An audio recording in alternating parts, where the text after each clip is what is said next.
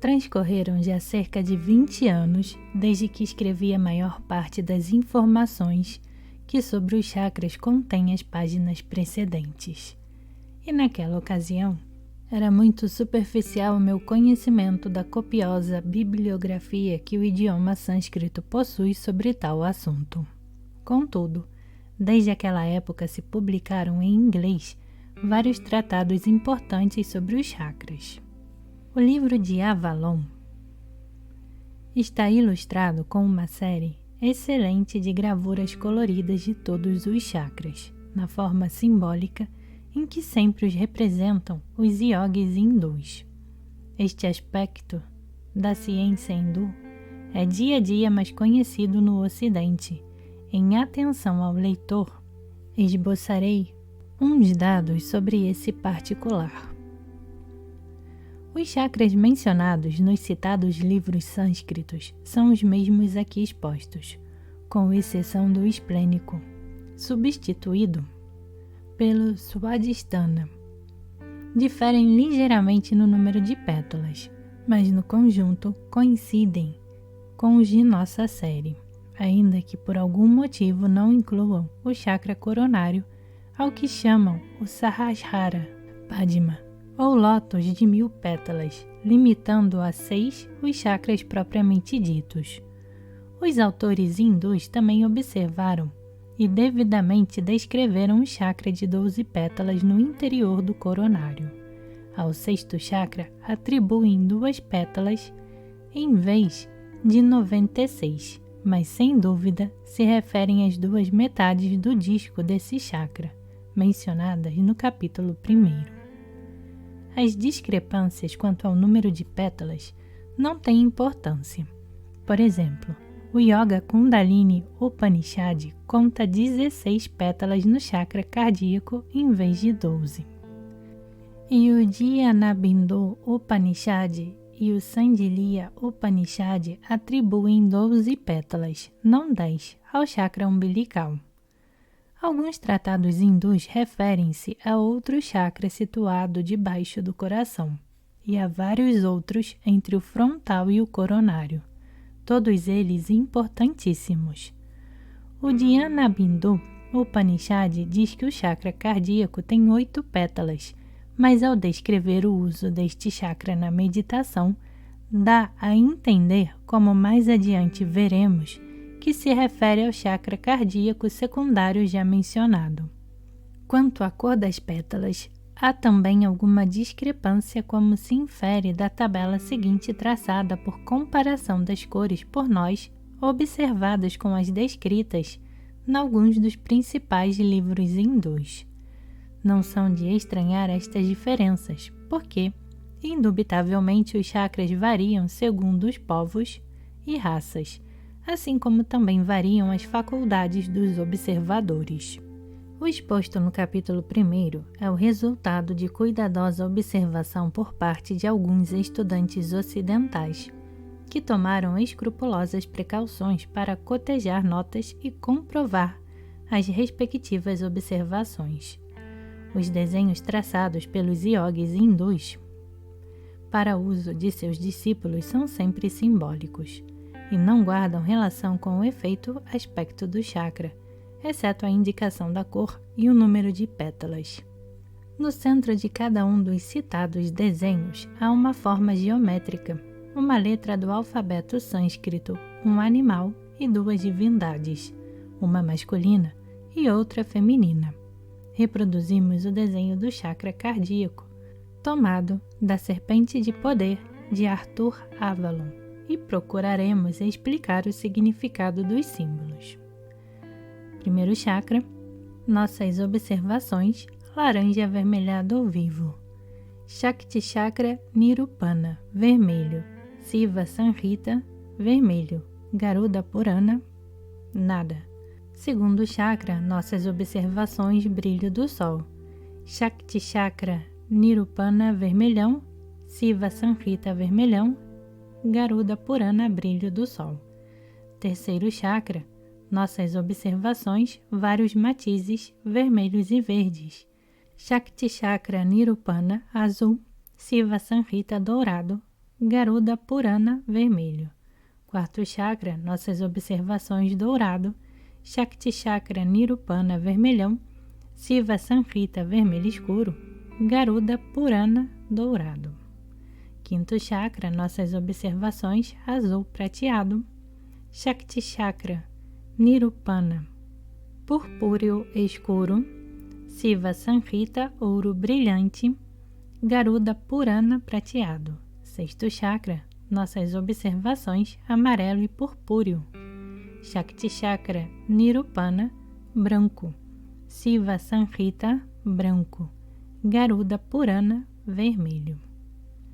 O objetivo da Laya Yoga, ou Yoga Kundalini, é o mesmo que o das demais modalidades de Yoga, ou seja, a união da alma com Deus, e para isso são necessárias 3 espécies de esforços, de amor, de pensamento e de ação.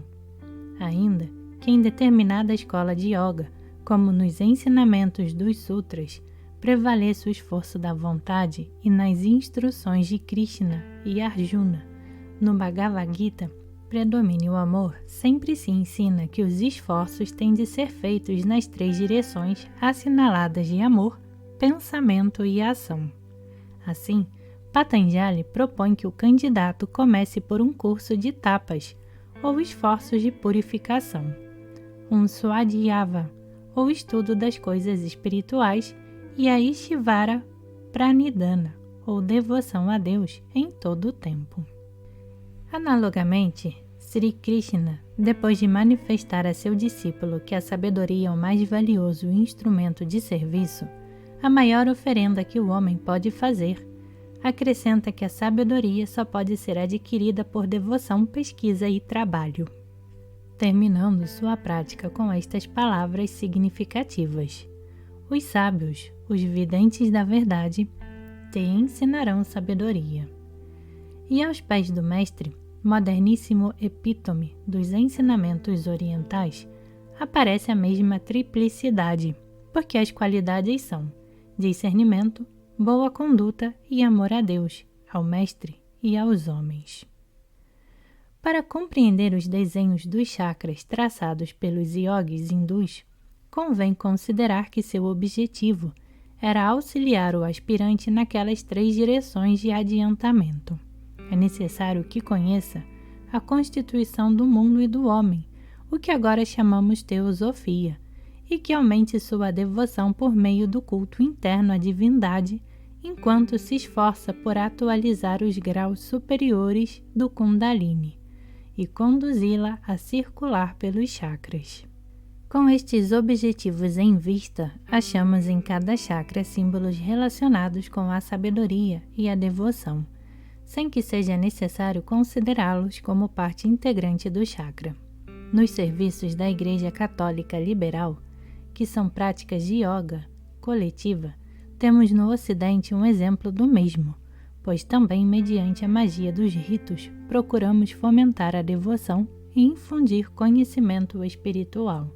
Também deve-se levar em consideração que naqueles remotos tempos os yogis, nômades ou residentes no ermo, tinham poucos recursos para escrever nas folhas de palma com que se faziam os livros e, portanto, necessitavam da ajuda mnemotécnica dos símbolos.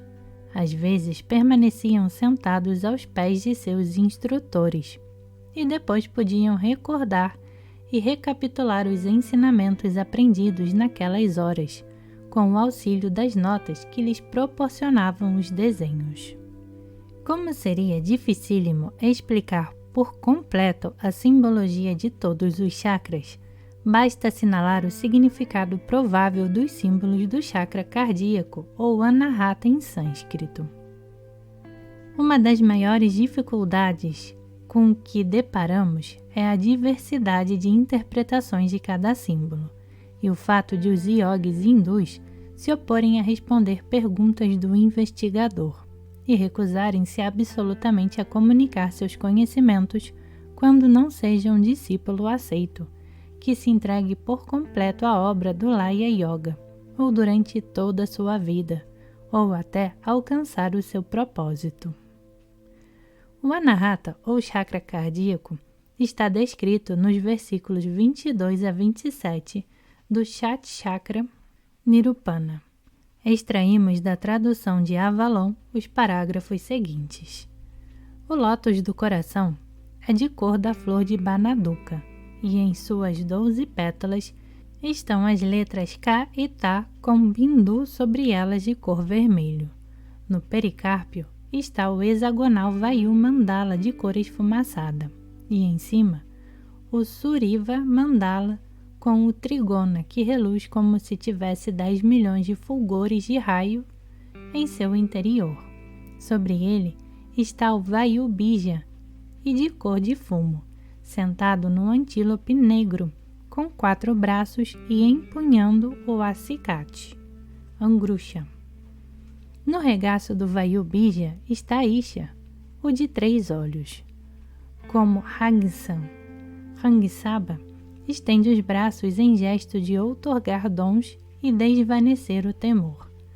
No pericárpio deste lótus, e sentada num lótus vermelho, está o Shakti Kakini. Tem 4 braços e usa o laço corrediço, Pasha, a caveira Kapala, e faz os sinais de outorgar dons e desvanecer o temor. É de cor dourada, com vestimentas amarelas adornadas com toda a classe de joias e uma grinalda de ossos. Seu coração está suavizado com néctar. Em meio do trigona está Siva, em figura de Vanalinga, com a meia-lua e bindu em sua cabeça. É de cor de ouro, seu olhar é jubiloso e denota desejo impetuoso. Debaixo dele está o Hangsa, semelhante a um Jivatma. É como a tranquila chama de uma lâmpada. Debaixo do pericárpio deste lótus está o lótus vermelho de 8 pétalas, com a cabeça voltada para cima.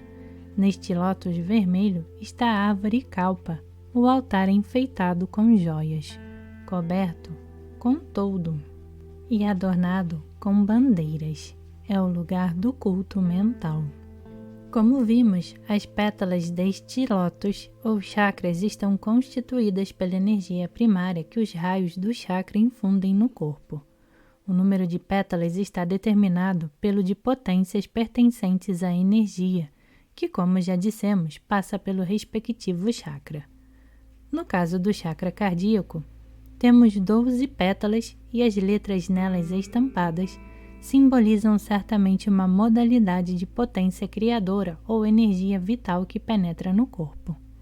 As letras mencionadas em nosso caso são o do Ka ao Ta, tomadas na ordem regular do alfabeto sânscrito, de natureza sumamente científica e sem nada que se lhe iguale nos idiomas ocidentais. No concernente a yoga, considera-se o alfabeto sânscrito como se incluísse a soma total de sons da voz humana, e fosse do ponto de vista da linguagem a espraiada manifestação material da palavra criadora. Da mesma maneira que a palavra sagrada Um, o alfabeto sânscrito simboliza todas as palavras criadoras e, portanto, um conjunto de potências assinaladas na ordem seguinte: as 16 vogais ao chakra laríngeo, do Ka ao Ta, ao cardíaco, do Ta ao Pa, ao umbilical, do A ao Ia, ao esplênico, e do Va ao Sa ao fundamental. O Ka e Kash se atribuem ao chakra Ajna, e o coronário se considera como contendo 20 vezes repetidas em conjunto todas as letras do alfabeto sânscrito. Não se vê a razão de se atribuírem a cada chakra as letras mencionadas, ainda que, à medida que ascendemos na ordem dos chakras, se nota maior número de potencialidades na energia primária. É possível que os fundadores do sistema da Laya Yoga conhecessem em pormenor essas potencialidades e empregassem as letras de seu alfabeto para designá-las, assim como nós empregamos as do nosso para assinalar os ângulos das figuras em geometria, as quantidades em álgebra ou as emissões do rádio em química. A meditação sobre estas letras sânscritas influi evidentemente no alcance do som interno que apaga o externo, como em adequado simbolismo diz a voz do silêncio. A meditação científica dos hindus começa concentrando-se sobre um objeto representado ou sobre um som, e quando o yogi consegue fixar a mente no objeto ou som, passa a indagar o seu significado espiritual. Assim, para meditar sobre um mestre, representa primeiro sua forma física e depois se esforça por sentir as emoções do mestre e compreender os seus pensamentos, até que, se em seus esforços persevera, consegue identificar-se psiquicamente com ele. No concernente aos sons, o yogi procura transcender o som, tal como conhecemos e expressamos, até sua íntima qualidade e potência, o que lhe serve de auxílio para transportar sua consciência de um plano para outro. Importa pensar que Deus criou os planos recitando o alfabeto sânscrito e que nossa linguagem falada é sua ínfima modulação. Na Laya Yoga, o aspirante se esforça por remontar a senda através de uma absorção interna e aproximar-se da divindade. Em Luz no Caminho, se nos exorta a escutar o canto da vida para lhe perceber as tonalidades ocultas.